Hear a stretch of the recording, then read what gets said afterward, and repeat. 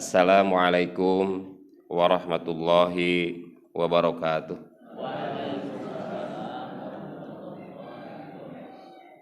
Alhamdulillahirabbil alamin wa bihi nasta'inu ala umuri dunya waddin. Wassalatu wassalamu ala nabiyyina Muhammadin wa ala alihi wa sahbihi ajma'in, amma ba'd. Bapak-bapak dan ibu-ibu ingkang kula hormati, monggo kita sedaya nyanggaaken puji lan syukur dhateng Allah Subhanahu wa taala ingkang sampun maringi kita sedaya kesehatan dan kenikmatan. Insyaallah Pak. Kalau niki tiang Jawi, senes tiang listrik. Ya sekedik-sekedik ya, kula belajar lah ya. Ini jadi penceramah orang Jawa ini harus bahasa Jawa nanti. Nggak laku ke Gunung Kidul ya Pak. Ini temanya sampah Pak Gus, ya Pak Budi. Wah, saya kaget, temanya sampah. Menarik juga ini sampah. Saya beberapa bulan yang lalu ya diutus oleh pimpinan wilayah Muhammadiyah untuk menghadiri launching sedekah sampah di PCM Ngaglik. Kebetulan pakai bajunya calon. Jadi bukan baju sampah Pak. Loh, saya dikira calonnya. Wah, saya bilang iya, saya bilang saya bukan calonnya, saya temannya. Saya nggak boleh berkampanye toh ya. Jadi pakai bajunya saja. Jadi Bapak Ibu sekalian, ini fenomena yang menarik. Sesungguhnya sudah lama di Indonesia MUI sendiri mengeluarkan fatwa tentang sampah. 2014 Bapak Ibu sekalian. MUI itu sudah mengeluarkan fatwa tentang sampah. Dan Muhammadiyah nampaknya untuk wilayah Yogyakarta serius dakwah melalui sampah di tahun ini, di periode ini, melalui lembaga dakwah khusus yang digawangi oleh Mas Ananto. Mas Ananto itu pegawai di PP Muhammadiyah, tapi beliau sudah berkeliling Indonesia, bahkan konon saya dengar pernah sampai ke Prancis untuk bicara tentang sampah. Jadi Bapak Ibu sekalian, kalau dia bukan makan sampah, tapi makan dari keahliannya berbicara tentang sampah. Jadi dikenal sebagai Ustadz Sampah. Ustadz Sampah. Dan memang menarik. Kemarin di PWM dilakukan launching penyerahan tempat sampah yang bolong kotak-kotak itu Pak, warnanya kuning. Karena gerakan pertama adalah gerakan sedekah sampah lewat sekolah Muhammadiyah. Nah, saya kira kalau kita bicara di masjid, kita harus melanjutkan gerakan sedekah sampah melalui masjid. Ini menjadi kekuatan dakwah tersendiri bagi kita Bapak Ibu sekalian. Kalau kita mau mencarikan ayat ataupun dalil tentang sampah, saya kira banyak sekali. Maksud saya akibat dari munculnya sampah itu di dalam Al-Quran sudah diwanti-wanti. Pada umumnya Bapak Ibu sekalian, sampah itu lahir dari sikap hidup kita yang tidak tertib. Jadi kalau selama sekarang ini muncul gerakan memilah sampah dari rumah gitu, ya kan? Itu kan sebenarnya upaya disiplin yang ditanamkan kepada kita. Ada sampah dapur, ada sampah plastik, ya kan? Ada kertas, ya kan? Ada sampah dapur, ada sampah plastik, dan ada sampah kertas. Itu dipilah sedemikian rupa. Saya sejak tahun berapa ya? 2017 jadi ketua RT dahulu. 2017 saya ketua RT di Perumahan Purwomartani, karena memang karirnya itu karir ketua RT.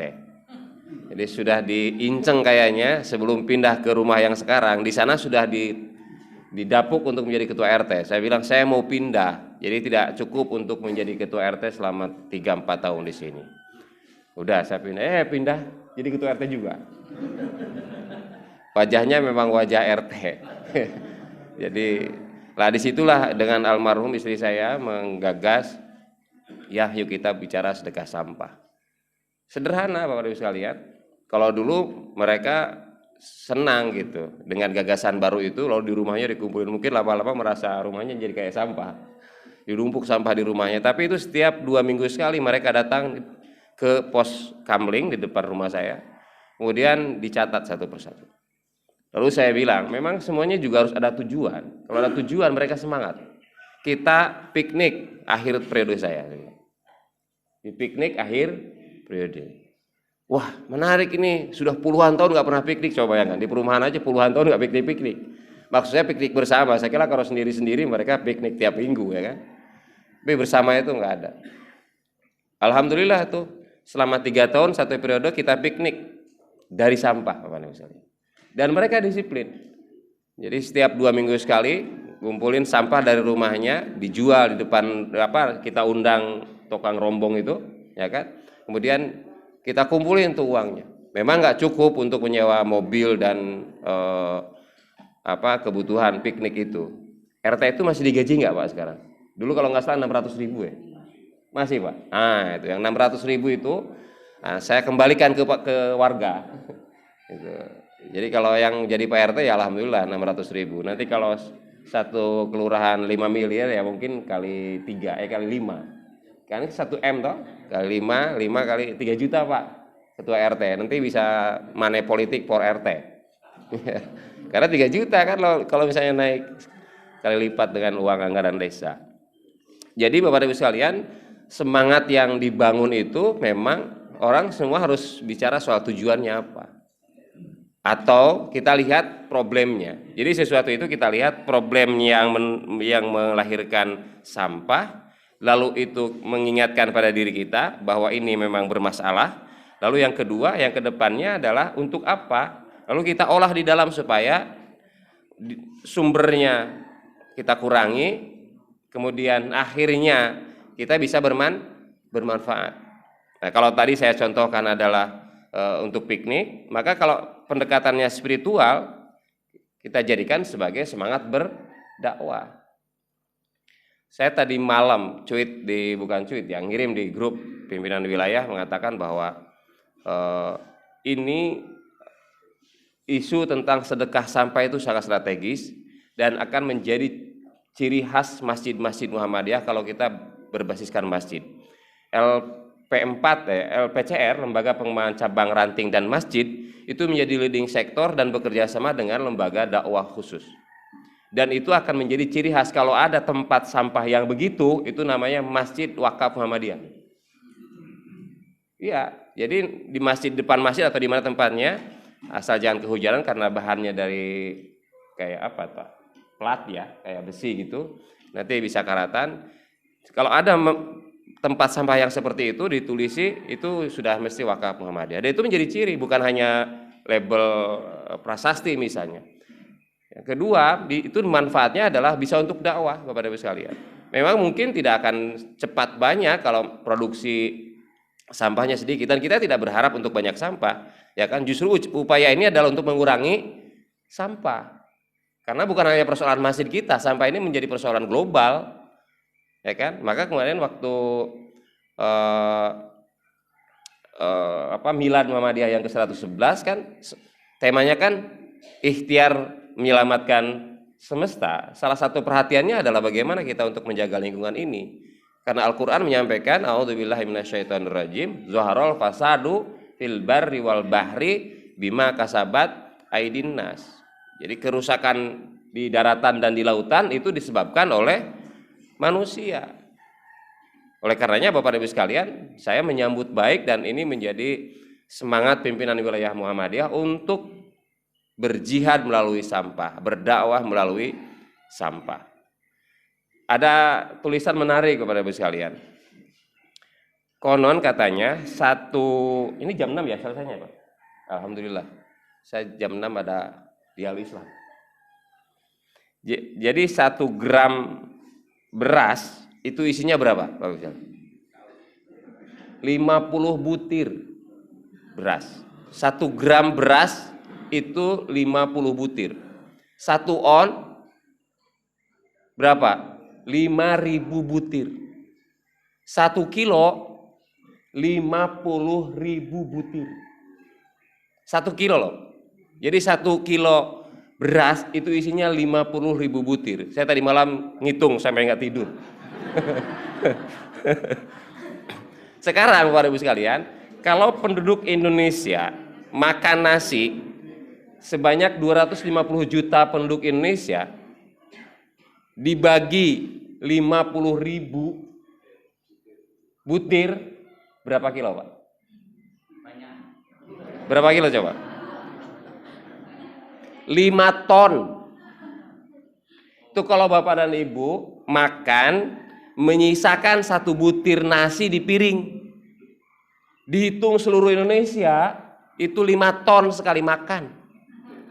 Bayangkan Bapak Ibu sekalian, kalau Bapak dan Ibu makan 2 kali sehari berarti 10 ton 1 hari.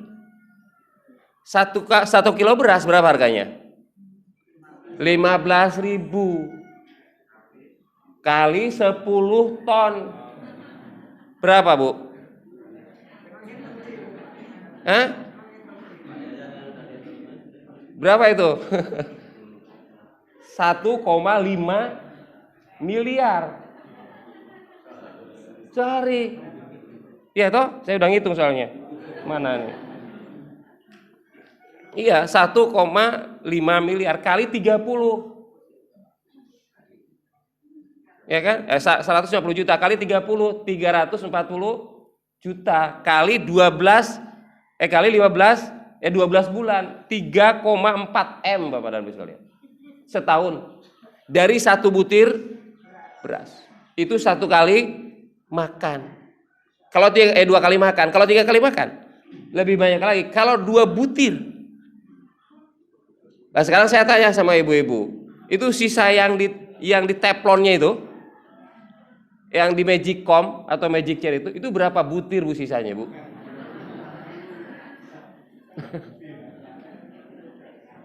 Itu sumber apa itu namanya? Sumber sampah. Tapi jangan lupa Bapak dan Ibu sekalian, kita memang memandang sepele, 1 butir kok. Ya kan? Tapi itu bisa menyekolahkan orang 1 kelurahan loh Bapak dan Ibu sekalian. 3,4 miliar itu. Ya kan? Bisa membuat kuliah mereka, 1 kelurahan bisa kuliah loh anak-anak sekolah. Dari 1 butir, kalau kita sadar bahwa hal itu adalah perbuatan yang tidak sesuai dengan ajaran agama kita. Karena dalam Al-Quran, innal mubadzirina kanu ikhwana syayatin. Itu dimasukin paling tidak ke tempat itu loh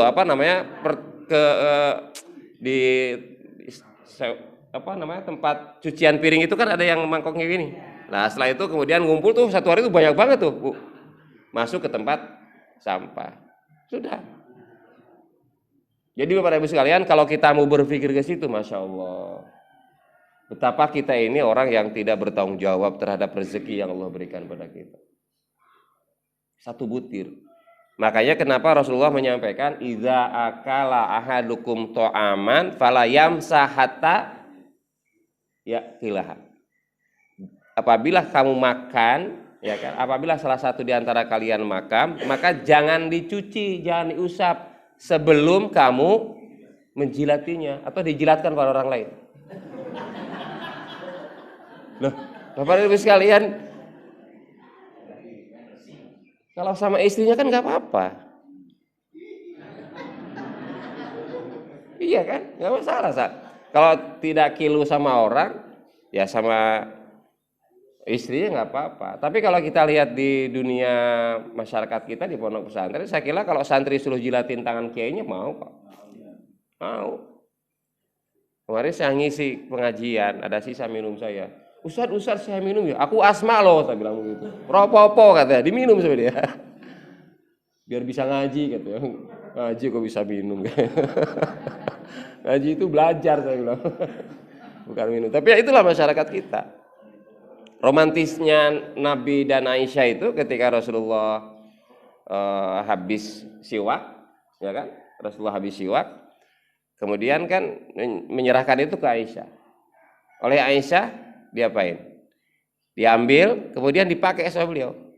Habis siwak Rasulullah itu ada jigongnya mungkin ya. Dipakai sama beliau baru dicuci. Tujuan Rasulullah itu dikasihkan ke Aisyah itu untuk dicuci.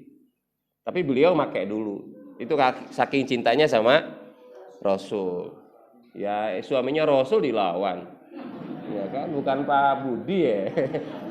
Coba pernah nggak Pak Budi? Mana Bu Budi? Ya dipraktek ya Bu Budi.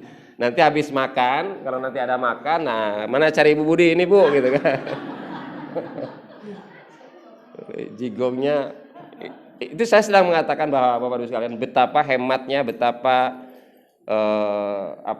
tanggung jawabnya Rasulullah terhadap makanan. Dan kita kan diminta oleh agama kita kalau makan itu sebelum kita lapar. Kalau berhenti sebelum kita kenyang. Ini mah sebelum kenyang, belum lapar sudah makan, sehingga sisanya banyak. Ya, sisanya berapa biji dilampiri itu. Mari kita pertimbangkan Bapak dan Ibu sekalian hal yang semacam ini agar ini menjadi kekuatan kita bersama dalam berdakwah melalui kegiatan sampah. Jadi kebutuhan masjid kita atau setidaknya para ustadz yang datangnya dari luar yang memang kita butuhkan itu bisa kita biayai dari sampah. Tapi sekali lagi bukan mengajarkan Bapak dan Ibu untuk nyampah. Bukan ya. Justru saya bilang tadi di penyebabnya kita kurangi supaya sampahnya berkurang. Ya, sumber sampahnya berkurang. Karena ternyata sumber sampah kita Bapak dan Ibu sekalian dari 200 ton ya, dari 200.000 ribu ton per tahun itu 39%-nya, 39,6%-nya itu sumbernya dari rumah tangga, Bapak sekalian. Bukan hanya nasi, ya kan? Bukan hanya beras, semuanya coba Bapak dan Ibu sekalian. Beli kubis ada sisanya, ya kan? Beli wortel ada sisanya. Bahkan kangkung yang dibeli seminggu yang lalu lupa di lemari es, jadikan sisa juga karena kemakan. Dapur itu luar biasa penghasil sampahnya. Ya mungkin kalau di tempat di desa tidak terlalu problem Bapak Ibu sekalian. Karena apa? Saya ingat zaman mahasiswa dulu di Gendeng itu halaman rumah itu depan belakang tuh luas. Sebulan sekali saya gali lubang. Itu berbanding lurus dengan isi kantong.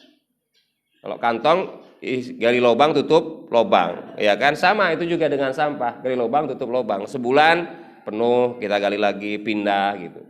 Itu 1 tahun berikutnya yang dulu bekas kita digali lagi sudah hancur Bapak sekalian.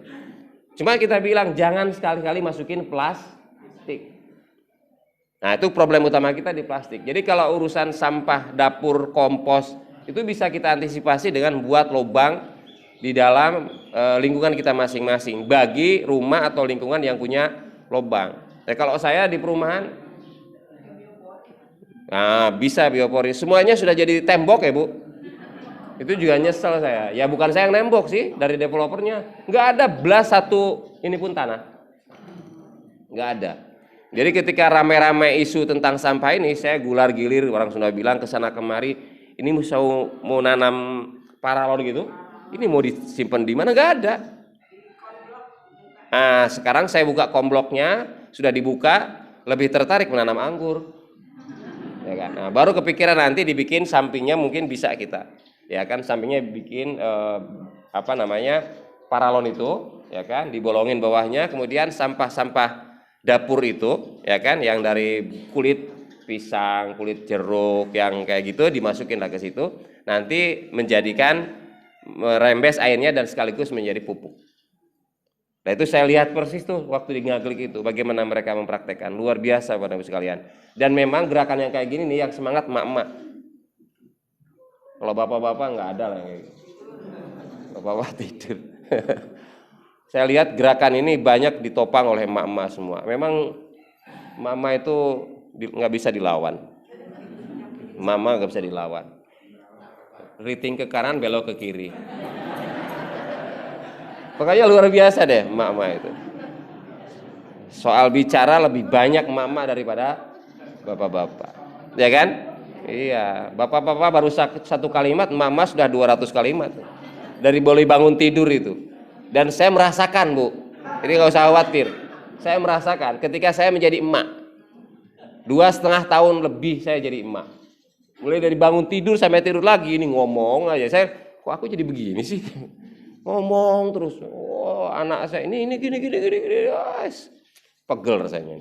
Sebab ngurusi anduk aja itu nggak selesai 2 tahun, Pak. Anduk yang bekas dipakai anak kita, pakai simpan di situ loh. Itu nggak selesai 2 tahun. Artinya nggak nurut-nurut. Sampai kuliah tingkat SMP SMA, mau berangkat ke sekolah gitu. Mau berangkat sekolah, ya udah, ya berangkat, itu masih nyecer aja semuanya. Padahal itu 2 tahunan loh saya bilang. Sampai sekarang pun nggak berhasil, karena memang bakatnya nggak bisa berhasil kayak gitu. Itu ini sudah blonyoh mulut ini tidak berhasil.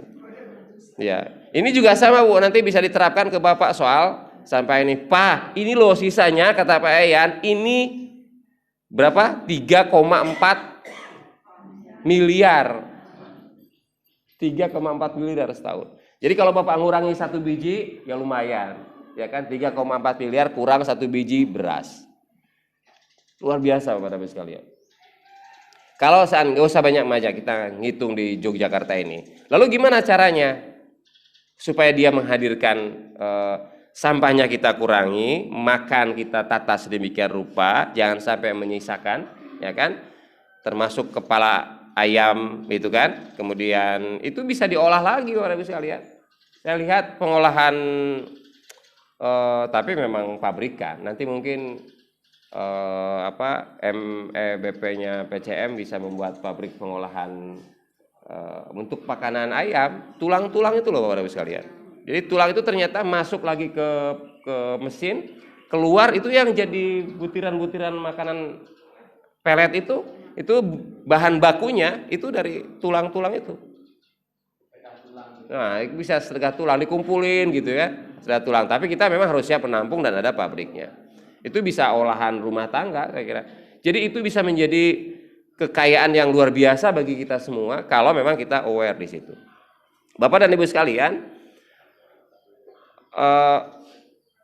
tadi saya sudah singgung bahwa MUI itu sudah 2014 menyuarakan hal seperti ini. Sampai fatwanya apa? Haram. Nah, luar biasa tuh. Keras sekali. Haram bagi umat Islam membuang sampah sembarangan. Kita kan nggak sadar yang kayak begitu itu. Dan orang Singapura itu, di Singapura kan kalau buang sampah sembarangan kan $50 dendanya. Kali berapa Pak?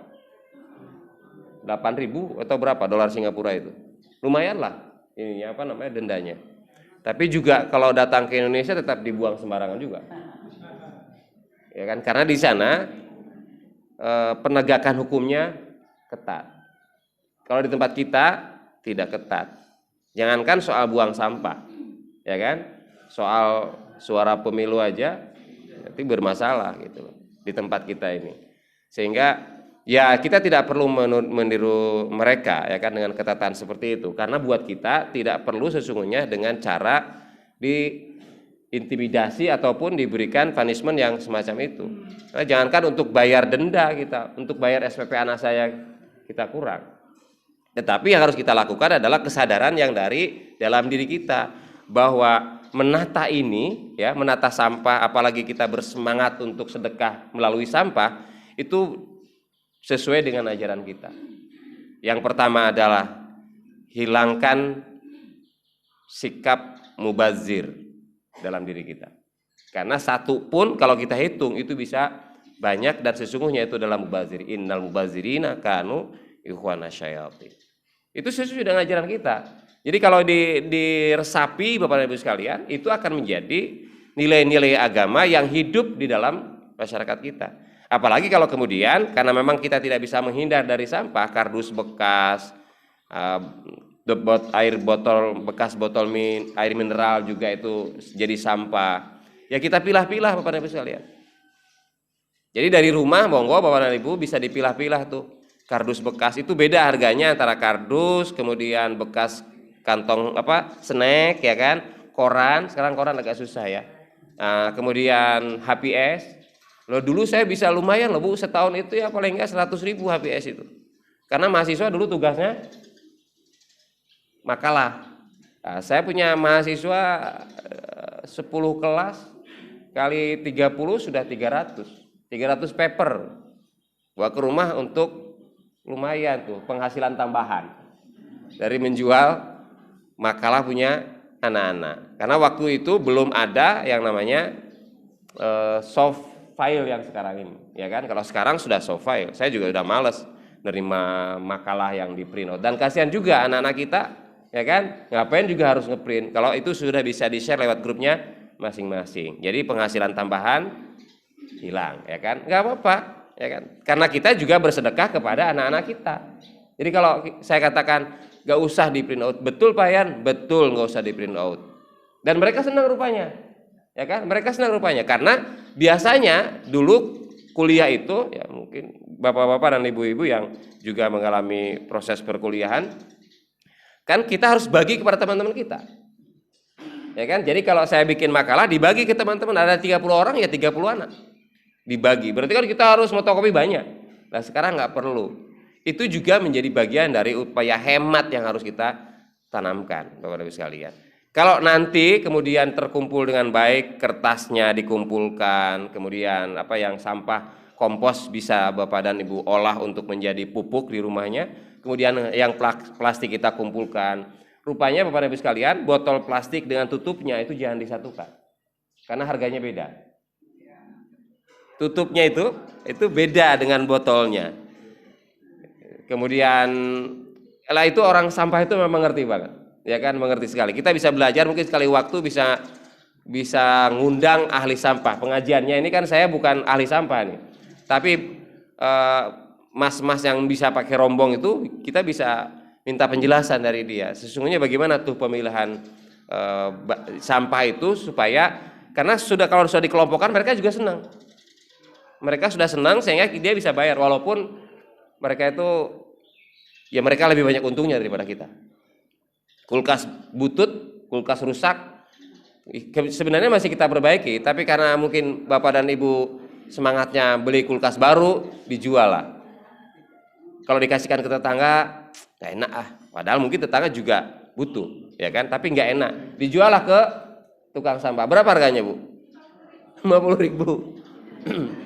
Ya kan, kulkas 1 pintu 50.000, kulkas 2 pintu 100.000, ya kan. Mereka jual berapa? Mahal Bapak dan Ibu sekalian. Mereka jual spare partnya tuh pendinginnya mereka jual dipecah-pecah, di cloning itu, mereka mahal, ya kan. Kemudian untuk kotaknya itu bisa digunakan untuk nanam lele, kotaknya itu loh.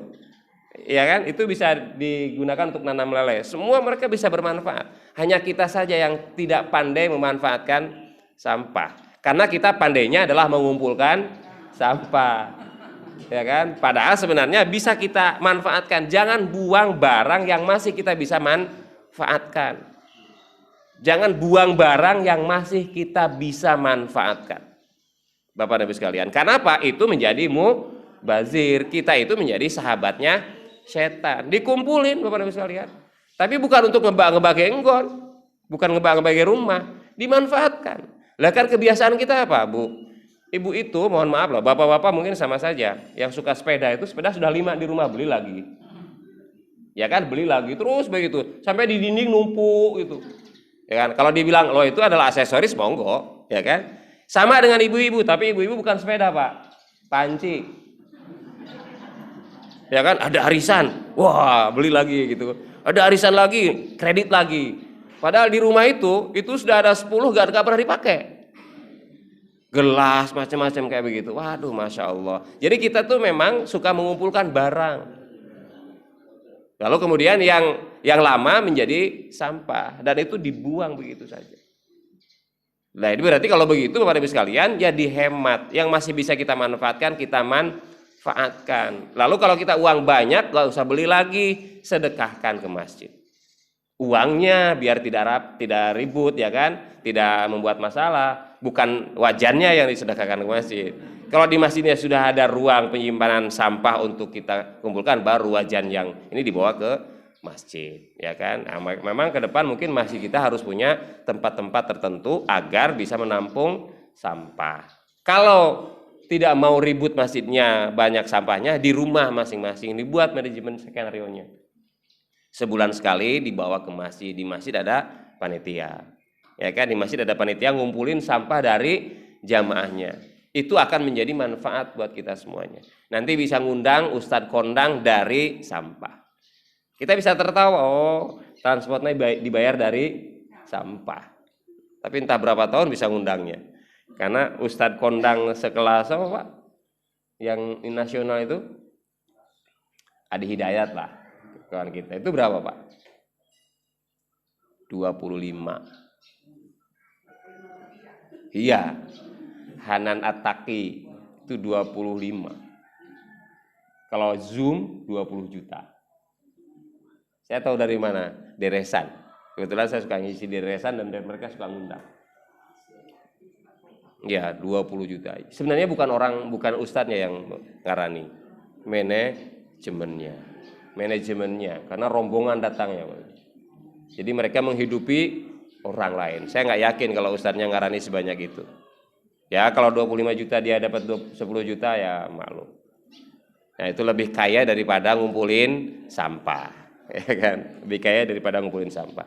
Baiklah Bapak dan Ibu sekalian, waktunya tinggal 10 menit lagi. Mungkin ada yang mau bertanya, monggo. Kalau ada yang mau bertanya.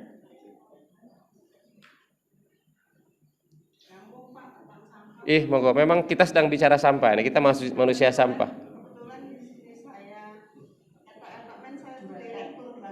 Masya Allah, luar biasa. Pantas Bu, sudah kelihatan jadi direkturnya.